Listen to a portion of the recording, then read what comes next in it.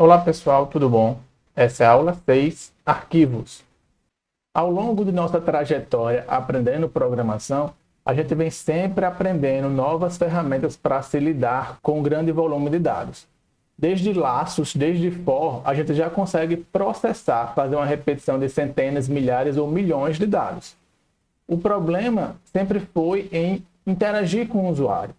Se a gente quer receber 1 milhão de entradas e armazenar isso, digamos, numa matriz ou num vetor, o usuário é obrigado a digitar 1 milhão de vezes alguma coisa.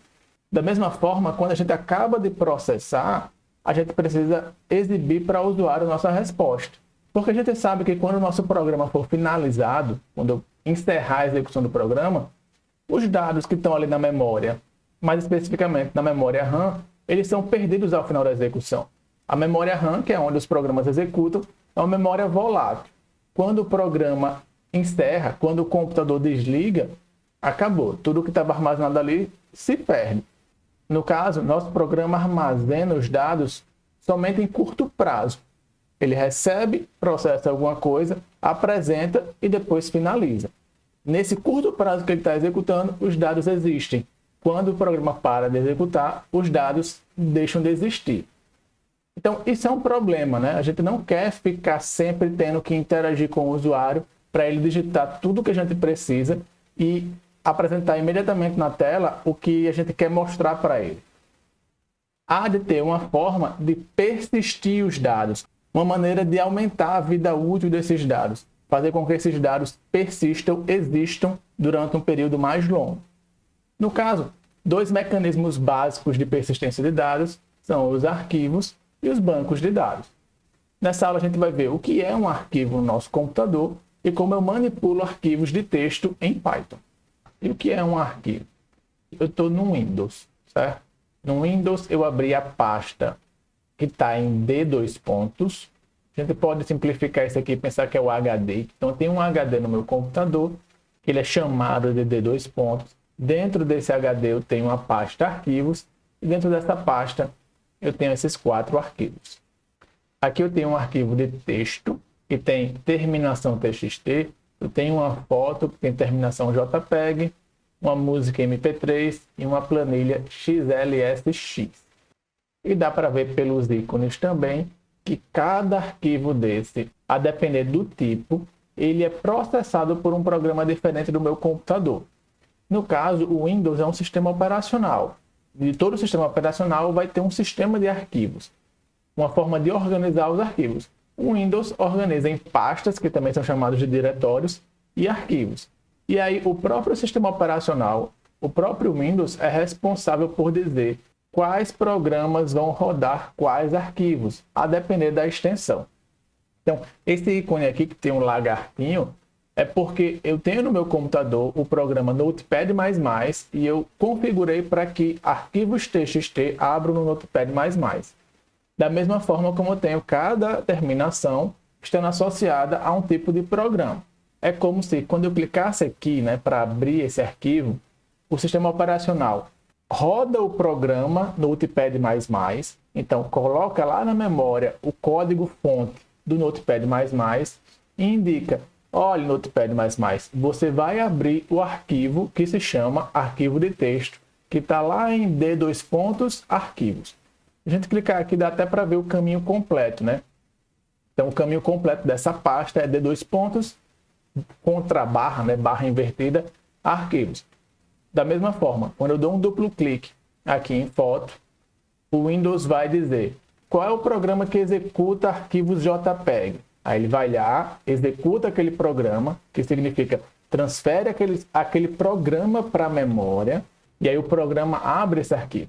Mesma coisa para todos os tipos, certo? É sempre essa mesma lógica. Executa o programa responsável e indica que um arquivo está sendo passado como entrada. Então, essa ideia de entrada e saída de dados é a mesma que a gente vem trabalhando desde sempre. A diferença é que a entrada não vai ser digitada durante a utilização. Os dados de entrada já estão armazenados em um arquivo. No caso, o que a gente vai aprender é como indicar que um arquivo vai ser utilizado pelos nossos programas. A gente só vai utilizar arquivos de texto, mas a ideia é análoga para qualquer tipo de arquivo. Para a gente que está programando, tem duas questões que são importantes. Primeiro é o tipo do arquivo. A gente considera que existem dois tipos. Os arquivos de texto, que são os arquivos de texto sem formatação, certo? Arquivo de texto cru. Então tem o TXT, CSV, HTML. Já todos os arquivos que não são de texto sem formatação, a gente vai dizer que são arquivos binários. Em termos práticos, naquele arquivo são armazenados bytes em vez de texto, certo? Então, alguns exemplos de arquivos binários. Temos as músicas em MP3, arquivos zip, arquivos JPEG e, inclusive, arquivos DocX. Então, DocX é um formato do Word, né? O programa Word, que manipula texto, mas ainda assim, esse formato, o Word não armazena arquivos sem formatação, crus. Ele tem uma certa formatação interna, então é por isso que ele é considerado um arquivo binário, certo? Então, de texto é arquivo de texto sem formatação e binário todo o resto. E além do tipo de arquivo, tem um aspecto interessante que são os caminhos. Eu estou aqui no Windows e aí o Windows organiza os arquivos em pastas ou diretórios e arquivos. E aí existe o caminho absoluto e o caminho relativo. Caminho absoluto é o caminho completo do arquivo, é o nome completo. No exemplo anterior, é aquele caminho que eu mostrei, é o d:/arquivos/ nome do arquivo.txt, por exemplo, arquivo de texto.txt. Esse seria o caminho absoluto. Já o caminho relativo é o caminho considerando a pasta que eu estou. Então, como eu já estava naquela pasta arquivos, para me referir a qualquer arquivo daquele, bastava o próprio nome dele. A gente pode fazer essa analogia de absoluto e relativo com os números de telefone, por exemplo. Se eu estou aqui no RN e quero ligar para um número que está no RN, eu coloco somente os 9 dígitos, né? O número do telefone. Se eu estiver em outro estado, eu tenho que colocar o DDD mais número do telefone. Se eu estiver em outro país, eu tenho que colocar o código do país, DDD e número do telefone. Então, é como se o número absoluto, o nome completo do meu número de telefone fosse código do país, código da região, mais número. Mas, se eu estiver dentro do estado, eu posso usar somente o caminho relativo, ou o nome relativo, os 9 dígitos finais. E como é a utilização de arquivos em Python? A gente vai ver que é extremamente simples. Nossos programas vão seguir mais ou menos essa estrutura. Eu vou usar a função open para abrir um arquivo, seja para leitura ou escrita. Aí eu vou ter uma série de operações de leitura e escrita e no final eu vou fechar o meu arquivo. No caso, a função open ela retorna um objeto arquivo, então é sobre ele que a gente vai operar. Mas vamos ver mais detalhes de cada etapa dessa. Primeiro, sobre a abertura e fechamento de arquivos. Então, para abrir arquivo, como disse, eu vou usar a função open da própria linguagem, especificando o caminho do arquivo, que pode ser o caminho absoluto ou relativo, e o modo de abertura. Aqui a gente vai ter dois modos principais, que é o modo de leitura R, que inclusive é o modo padrão, e o modo de escrita, que vai ser um W, ok? De write. Então, de read e write.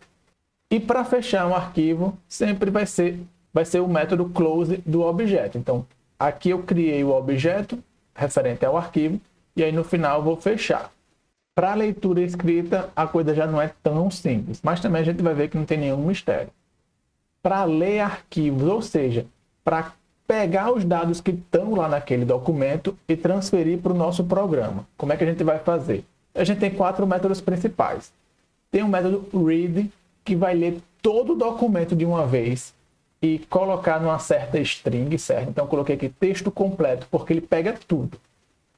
Eu tenho também o read, passando um inteiro aqui, que se refere à quantidade. Aqui eu estou dizendo que leia essa quantidade de caracteres. Aí eu tenho também o readline, que vai pegar uma linha do texto, e o readlines, que vai pegar todo o texto, só que vai retornar uma lista de linhas.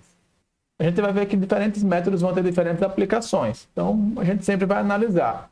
Se meu arquivo de texto me interessa pegar ele inteiro, eu posso dar só um read aqui. Se eu quero pegar linha a linha, eu posso talvez um readlines, e aí eu vou processando linha a linha.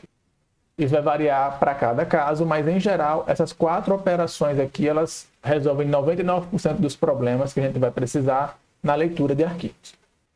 Já para escrever em arquivos, ou seja, para persistir os dados do nosso programa num arquivo, a gente vai usar o método write. Eu posso usar um write, passar um texto qualquer. Isso aqui, esse texto tem que ser uma string, certo? Diferente do print, que eu vou dar um print no inteiro e ele vai apresentar na tela o inteiro corretamente, o write sempre vai esperar uma string.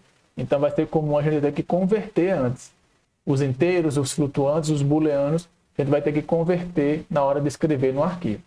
Então, tanto posso escrever uma string qualquer aqui, eu posso usar o writeLines para escrever uma lista de strings e aqui ele vai ser preenchido no arquivo um por linha.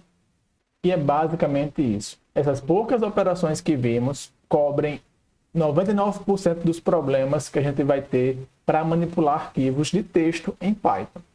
E aí, vamos fazer um exercício para fixar, para vocês verem que arquivos nada mais é do que uma forma diferente de fazer entrada e saída de dados dos nossos programas. Uma forma que eu tenho os dados persistidos, armazenados ali no HD e que não vão sumir quando a execução do programa acabar. Vamos lá?